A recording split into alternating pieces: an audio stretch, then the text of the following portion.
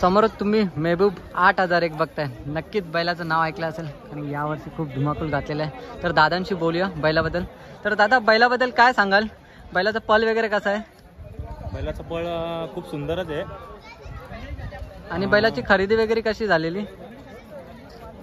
बैलाची खरेदी म्हणजे वैभव शेठ मुठे यांच्या वाढदिवसानिमित्त घेतलेली आहे. अच्छा, कधीपासून आपल्याजवळ बैल आहे म्हणजे कधी खरेदी केलेला? 4 वर्ष आले बैलाला. तसे 2 वर्ष तर आजारामध्येच गेली त्याची. अच्छा, मग आजारामधून बाहेर काढण्यासाठी काय काय मेहनत केली? खूप मेहनत केली. तशी किड्या बिड्या होत्या त्या म्हणजे दातातून यायच्या. हां, विजय भोईर, जयंता भोईर, परेश हे खूप मेहनत घ्यायचे बैलासाठी. अच्छा, मग आज शर्यत वगैरे आपली जमलेली आहे का?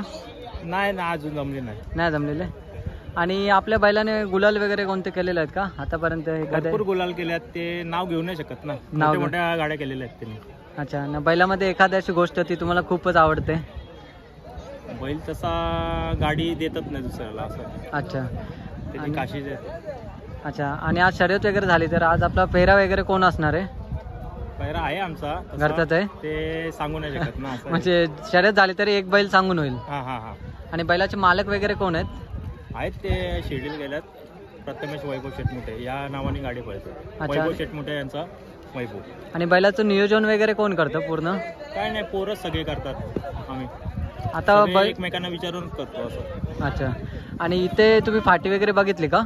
हो, पाठी खूप सुंदर आहे आणि नियोजन चांगलं आहे त्यांचं. अच्छा, कारण की इथे बघितलं मी बॅरिगेट लावलेले आहेत तरी पण 80% बॅरिगेट लावलेलं आहे जेणेकरून सट्टा जे लावतात त्यांना पण काही एंट्री भेटणार नाही. आणि जे बैलावर काठी वगैरे या काठी तर आता मारतच नाही सॉरी, पण जे रुमालाने वगैरे मारतात तर ते पण आता आपल्याला काय दिसणार नाही अड्ड्यावर. तर त्याबद्दल तुम्ही काय बोलाल? ना, नियोजन चांगलंच आहे त्यांचा. बॅरिगेट लावल्यात, पूर्ण 80% बॅरिगेट लावल्यात. नियोजन चांगलं आहे आणि पाठी पण सुंदर आहे. आणि आता आपण बघतोय की कमिटीने एक निर्णय घेतलाय की जास्त करून प्रत्येक जागेवर लाईव्ह असणारच जेणेकरून कोणत्या बैलावर अन्याय वगैरे होणार नाही. तर याबद्दल तुम्ही काय बोलताय?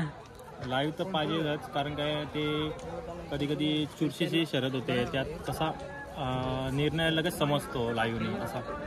त्यामुळे लाईव्ह तर पाहिजे. म्हणजे महबूब हिंदकेसरी. आपला महबूब हिंदकेसरी कधी झालेला? तो जुना हिंदकेसरी मैदान आहे. हां, माळशिरडला. तिथे 3 नंबरचा मानकरी झालतो आपण. 3 नंबरचा.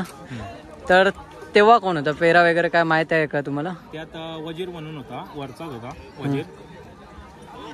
अजिंक्य ड्रायव्हर यांनी पायरा केलेला होता. कारण की हिंदकेसरी मध्ये पोहोचणं म्हणजे खूप हे काय आनंदाची गोष्ट आहे. तर कसं वाटत होतं तेव्हा हिंदकेसरी झालेलं? तेव्हा आम्ही खूप खुश होतो. तेव्हा हिंदकेसरी म्हणजे तो किताब असतो, ते कोणाला पण नाही मिळत असं आहे. बरोबर. कारण की हिंदकेसरी होणं म्हणजे एक अभिमानाची गोष्ट आहे. ठीक आहे दादा, थँक्यू. तुम्ही तुमचा जो वेळ दिला त्याच्यासाठी. आणि जर तुमची शर्यत झाली तर तुम्हाला त्याच्यासाठी बेस्ट ऑफ लक. हो, धन्यवाद.